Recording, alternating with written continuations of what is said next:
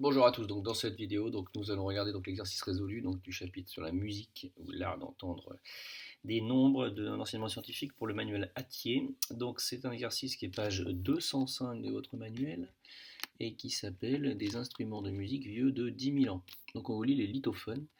Ce sont des rondins de pierre polie datant du néolithique, donc de 8000 à 2500 avant Jésus-Christ. Ils sont aussi considérés comme les premiers instruments. On vous dit que, donc là on vous décrit. On vous dit ensuite deux notes A et B dont les fréquences fondamentales sont respectivement 1021 et 1223 Hz et une note C dont le spectre est représenté ci-après. Alors on vous dit quelle grandeur physique caractérise la hauteur d'une note. Donc ça c'est une question de cours, hein, c'est classique. Donc la hauteur d'une note, et on vous dit ici dans la correction que c'est la fréquence fondamentale. Donc retenez bien ça, la hauteur c'est la fréquence. Donc la hauteur déjà elle est en Hertz. Alors ensuite, ça c'est du cours. Question numéro 2, donc on vous dit, cours que vous avez normalement vu en seconde, déterminer la valeur de l'intervalle donc entre deux notes A et B du lithophone. Alors attention, déterminer la valeur de l'intervalle, donc attention quand on est en sons musicaux, l'intervalle c'est le rapport donc entre les fréquences fondamentales de ces deux notes. Donc si vous regardez la correction, ici on vous dit que la valeur de l'intervalle obtenue donc en faisant le rapport des fréquences. Attention, on parle bien de rapport de fréquence fondamentale. Un intervalle est défini donc par un rapport de fréquence. Donc il faut diviser la plus grande par la plus petite, FB divisé par FA, vous trouvez 1,198.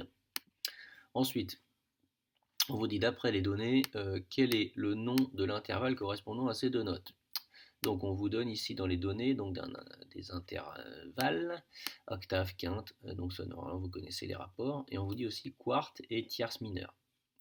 Donc ici, on voit que nous, on a 1,198. Si vous faites 6 divisé par 5, vous allez voir que ça fait à peu près donc 1,2. Donc on voit bien qu'ici, on est proche de 1,2. Donc on remarque que parmi les valeurs proposées, celle qui se rapproche le plus de 1,98, c'est 1,2. On est franchement pas loin. Donc l'intervalle est donc une tierce mineure. Si vous trouviez 1,1, bon, il n'y en avait aucun, mais là on est à 1,198. Vous imaginez que 1,2, on est à 0,02, 0,002, pardon, on est à 2 millièmes. Alors ensuite, question suivante. Question 4.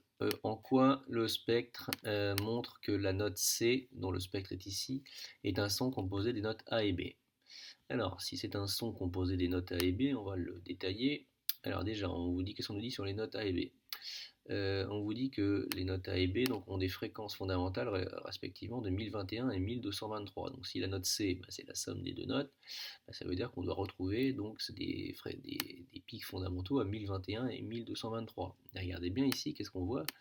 On voit bien qu'ici on a deux pics, un qui est autour de 1000 et un qui est un petit peu au-dessus. Donc si vous faites la proportionnalité pour retrouver l'échelle, vous allez voir que c'est celui-là, 1200. Et on voit bien que ces deux-là sont pas, on n'est pas sur c'est bien un son qui est composé de deux sons ici, puisque effectivement, regardez bien, si vous prenez celle-là et que vous dites que c'est le fondamental, celui-là ça peut pas être une harmonique, puisque vous n'avez pas le double ici, quand vous êtes à 1000, l'harmonique qui est associée, elle est à 2000. Donc là vous avez forcément donc ici on va dire que vous avez forcément dans le son, le spectre de ce son est forcément constitué de notes A et B. Donc ici, dans la correction, ils vous disent donc le spectre montre plusieurs pics.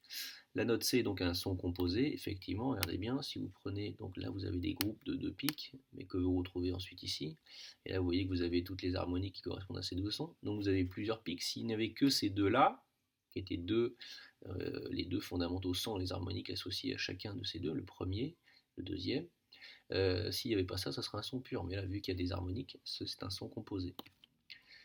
Ensuite, on vous dit les deux premiers pics du spectre se situent autour de 1000 Hz. Ils correspondent donc aux fréquences des notes A et B, 1021 et 1223. Ensuite, on vous demandait, donc c'est une question de culture, plus, en quoi ces instruments donc, illustrent-ils l'idée de Pythagore selon laquelle tout est nombre? Alors là, on vous explique qu'en fait, cet instrument a été créé donc, par les hommes préhistoriques pour sa consonance, donc pour qu'ils trouvaient que les sons étaient il y avait, quand on les jouait de manière successive ou ensemble, il y avait une certaine harmonie. Donc le rapport 6/5 obtenu montre que les nombres permettent d'expliquer donc les intervalles entre les notes de musique, idée chère à Pythagore, qui considère donc que les nombres se cachent derrière tous les phénomènes de l'univers, donc ça c'était à l'époque. Mais entre autres, c'est pour ça que dans sa gamme, il a joué sur des sur lui, il a joué sur des quintes, hein, 3,5, donc était des nombres simples pour trouver des harmonies donc entre les notes et faire des mélodies. Voilà, donc j'espère que cette vidéo vous sera utile.